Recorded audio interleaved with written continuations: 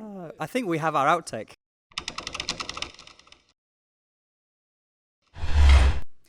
I'm Timo from Leap Mag, and we're coming at you straight out of Stockholm with the LCS finals. With me, I have Kasing, having just vanquished the mythical unicorn and sent it back to its burial ground in North Korea, where we all know it resides. Welcome. Hey. I'm going to keep that intro. First off, actually, because there's one thing we were pondering, looking at especially the picks and bans today. It looked like most of these games were actually decided, then in the pick and ban phase. You came out way above in your counters and everything you did. But one thing we noticed, there's a lot of focus on Thresh.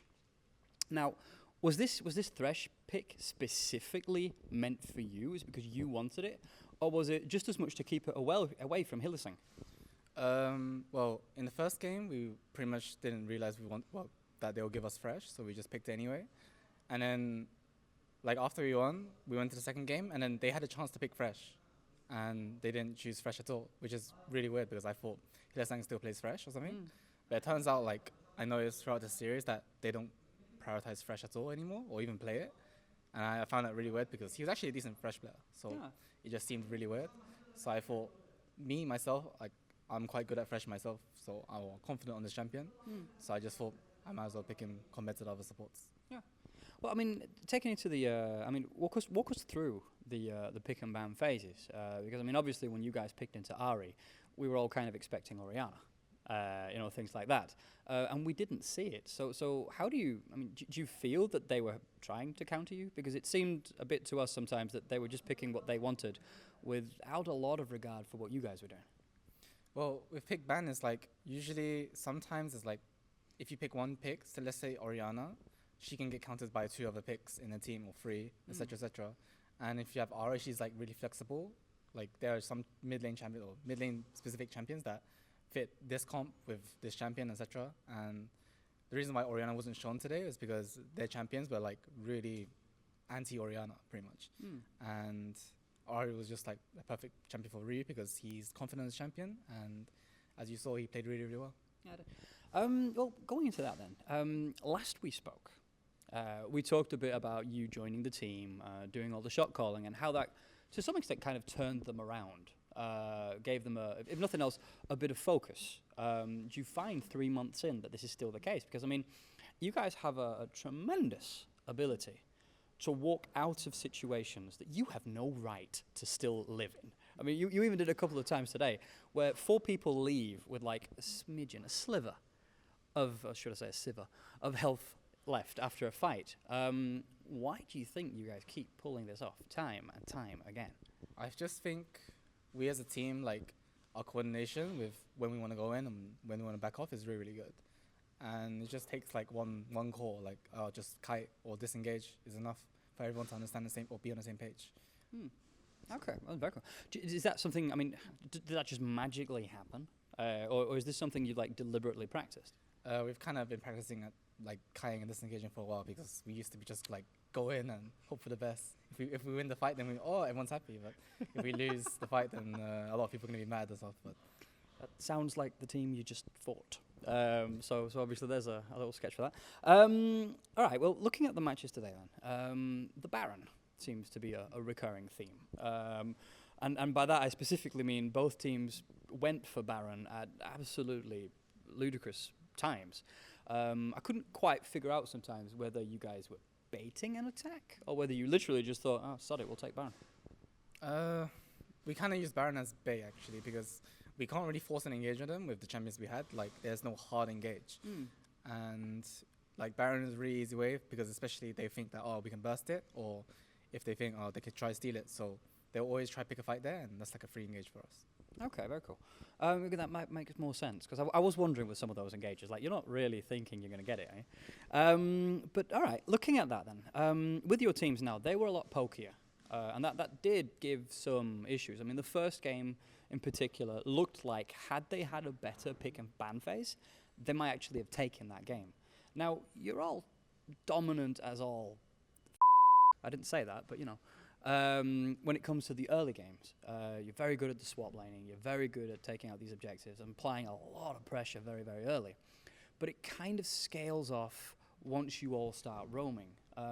What is that? Is that lack of focus? Is it lack of practice for late games? I I don't want to say too much because it might seem really bad, but I'll just say I just feel like there's a lack of focus with some players, and it's hard for me to do my job as a support because I kind of need someone to go with me, for example, when I want to go ward. And if no one's there with me, I can't get a vision, and therefore we can't do anything in mid game. And that's kind of why, like, some matches you see when we play, it seems like we're kind of clueless on what we're doing for the next minute or so.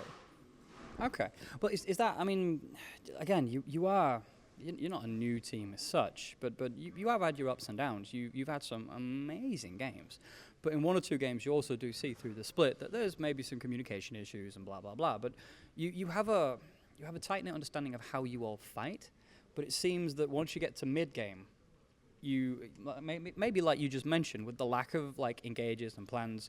Once the plan disappears and you have to make it up on the fly, it seems a bit of that focus kind of disappears. Do you imagine that this is something that you'll be ready with come Worlds? Because right now you seem in a decent spot for the seeds. I think we'll be improving on it, but I can't really guarantee that we'll be like SKT level. But we'll definitely work on it, which everyone kind of notices anyway. What do you? I mean, you're arguably in the top three in Europe right now. Arguably, you just literally got the top three, so you must be. But looking at yourself and some of the other teams, or just the two teams above you to make it a little interesting, where do you see your strengths and weaknesses, say, in accordance to Origin? I say Origin. With Origin, I feel like they play so well as a team, especially their map movement together. And that's something I really like of them because I feel like their jungle support duo is really, really strong. Amazing and Miffy, they have really good game sense on what to do. And I feel like I just want that as well. But it's kind of hard to get. You can't get everything you want. You should be able to. All right then. But again, back to the team and back to your play styles and what you do. We tend to see, I believe, yes, a lot of Sivir. If nothing else, a lot of priority on Sivir. Either denying her or picking her. Do you think after the patches will roll in, do you think we'll see the end of this Sivir in every single godforsaken game? Or is that going to continue? I think it will still continue. Like, she's still such a strong champion. She can, like, do everything you want. For an AD carry, that's huge. Because usually the AD carries just farm and farm and farm until they have 6 items. But by that time, it's like you already lost the game by 3 items. So...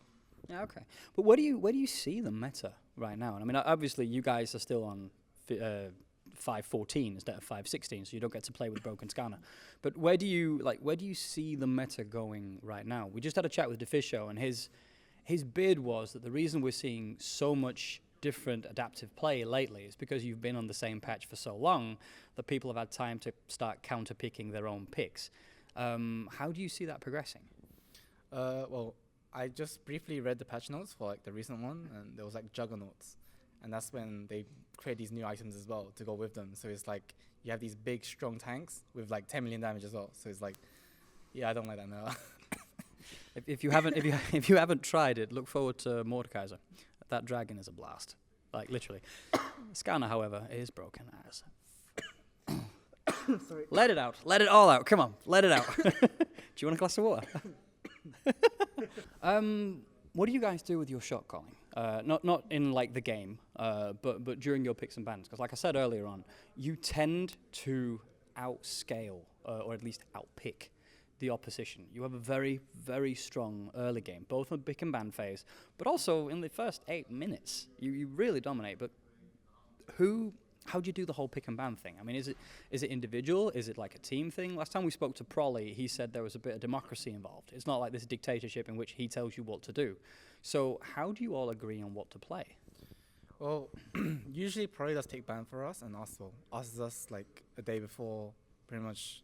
Let's like group together, guys. We're gonna talk about big ban, like what we should ban, what to pick, what champions we don't like from the enemy team, etc., etc.